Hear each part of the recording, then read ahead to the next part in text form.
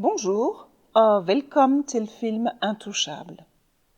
Jeg hedder Danielle Chen, og jeg har lavet et undervisningsforløb om filmen Intouchable sammen med Marie Le Marchal. Bonjour, je m'appelle Marie Le Marchal et je parle un petit peu danois. Mais Daniel va tout vous expliquer. Intouchable er den film, der blev set af flest mennesker uden for Frankrig nogensinde.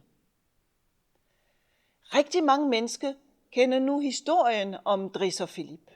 Om venskabet mellem en rig og handicapmand, der sidder i rullestol, og hans hjælper, der kommer fra et helt andet miljø.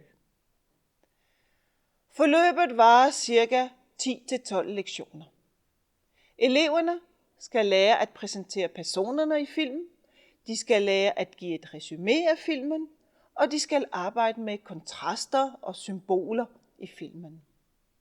De skal også læse en tekst om den sande historie bag filmen, og de skal selvfølgelig også lære at give deres mening om filmen. Som grundlag for at arbejde med filmen skal I lige se filmtrailer, og I skal selvfølgelig også se filmen og nyde den.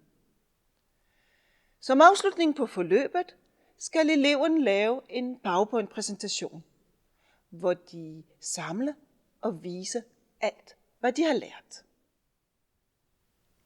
Maintenant, c'est à vous de découvrir le film et son histoire.